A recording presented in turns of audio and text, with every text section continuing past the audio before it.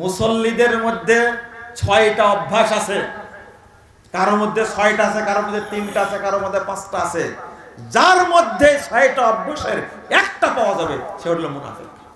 তার মধ্যে একটা হলো তাখিরুস সালাত, যে ব্যক্তি সালাত দেরিতে পড়ে এই ব্যক্তি মুনাফিক।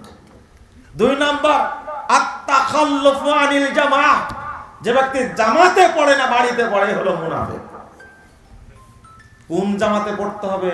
যে জামাত আউয়াল ওয়াক্তে হবে, এটা কেউ বলছে না। মা বোনদের বলবেন, গিয়ে বলবেন বাসায় গিয়ে, শোনো 11:40 ওয়াক্ত হচ্ছে, তুমি 15 মিনিটের মধ্যে সালাত পড়ে নেবে জোহরের, এরপরে থালা বাটি ধুবে, রান্না করবে, ঘর পরিষ্কার করবে, খাওয়ার আয়োজন পরে, আগে সালাত পড়ে নাও। আর যদি না পড়ে আপনিও কিছু বলছেন না, ও খাওয়া দাওয়া রান্না টান্না করে আপনাকে খাওয়ায়া ও 2:30টার দিকে সালাত পড়বে। ও আপনার বউ না, তো মুনাফিক। আপনি কি বুঝলেন না? আল্লাহর নবী মুহাম্মদ সাল্লাল্লাহু আলাইহি ওয়াসাল্লাম বলছেন, আবু জারকে লক্ষ্য করে বলছেন, 648 নম্বর হাদিস। আমি 3টা হাদিস অনুবাদ করব, শুনে নেন। মুহাম্মদ রাসূল সাল্লাল্লাহু আলাইহি ওয়াসাল্লাম বলছেন, কাইফা কানাত আলাইকা উমারা ইউআখিরুনা আস-সালাহ আইয়ুমিতুনা আস-সালাহ, যখন তোমাদের শাসকরা সালাত দেরি করবে, সালাতকে গলা টিপে মেরে ফেলবে, তখন কি করবে? আবু যার বলছেন, মাতা আমরনি, আপনি কি বলছেন, আমাকে কি করতে বলছেন? আল্লাহ রাসূল বলছেন, সল্লিস সালাতে লিওয়াক্তিহা, সালাতের ওয়াক্ত তুমি পড়ে নাও। ফাইদা আদরাকতাহা মাহুম ফাসাল্লি ফাইন্নাহা লাকা নাফিলা, এরপরে যদি তুমি জামাত পাও তাদের সাথে পড়ো, এটা তোমার জন্য হবে কি? নফল। এটা আবু যার থেকে বর্ণিত, আব্দুল্লাহ ইবনে মাসউদ রাদিয়াল্লাহু আনহু থেকে বর্ণিত। আল্লাহ রাসূল বলছেন, 3601 নম্বর হাদিস, মুসনাদ আহমদ। এইটা ভালো করে শুনেন।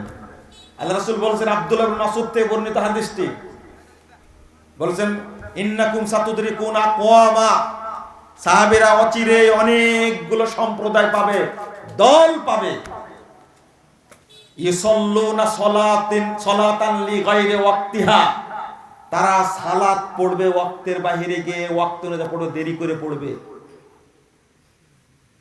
ফাইদা আদরাকতুমুহুম, তোমরা যদি ওদেরকে পেয়ে যাও, তোমরা যদি এই দেরিতে যারা সালাত আদায় করে তাদেরকে যদি তোমরা পেয়ে যাও, ফাসাল্লু ফি বুয়ুতিকুম ফিল ওয়াক্তিল্লাযী তারিফুন, তাহলে তোমরা তোমাদের সালাত বাড়িতে পড়ো, যে ওয়াক্ত তোমরা বুঝো, ওয়াক্ত অনুযায়ী তোমরা বাড়িতে পড়ে নাও।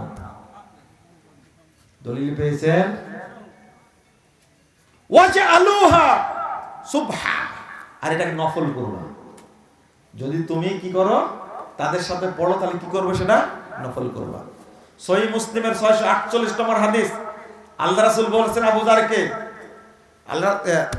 আবু যার বলছেন, ফা দারাবা ফাখিদি, আল্লাহ রাসূল আমার উরুর উপরে এবার থাবা দিলেন, দিয়ে বললেন, ইদা বাকিতা কওমান, তুমি যদি এমন কওমের মধ্যে থাকো, সম্প্রদায়ের মধ্যে থাকো, ইউআখিরুনা সালাহ আন ওয়াক্তিহা, তারা যদি সালাতকে যদি দেরি করে পড়ে, তখন তুমি কি করবা?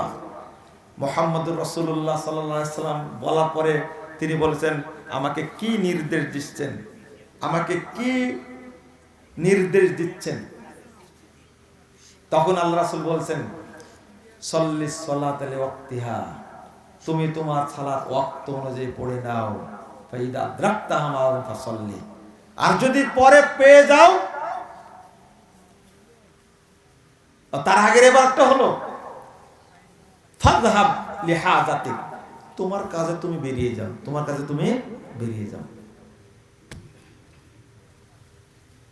ফাইদা উকিমাতিস সালাহ ওয়া আনতা ফিল মসজিদ, এরপরে যদি ইকামত হয় আর তুমি মসজিদে থাকো, ফাসাল্লি মাহুম, মসজিদে থাকলে তাদের সাথে পড়ো।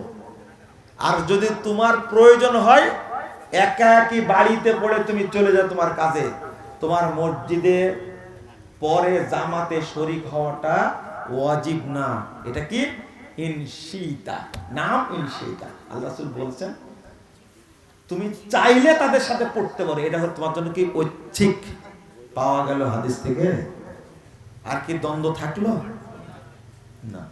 আমি বলেছি ভালো করে শোনেন, যেখানে আউয়াল ওয়াক্তে জামাত হচ্ছে সেই জায়গাতে জামাতে সালাত আদায় না করলে ও মুনাফিক। ও কি মুনাফিক, এতে কোনো সন্দেহ নাই। কিন্তু যেখানে সালাত দেরিতে হবে, দুই একদিন পড়া যেতে পারে, স্থায়ীভাবে পড়া যাবে না। 5 ওয়াক্তের মধ্যে কোন ওয়াক্তটা আল্লাহর কাছে সবচেয়ে প্রিয় ওয়াক্ত? আসর। তারপরে ফজর। 12টা বাজাছেন এই দুইটা ওয়াক্তকে, তাই না? 3 নম্বরটা কোনটা? জোহর। ভুল হচ্ছে।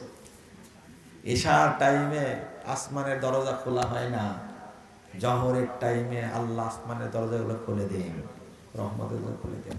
অত সহজ না। এই 3টা ওয়াক্তেরই 12টা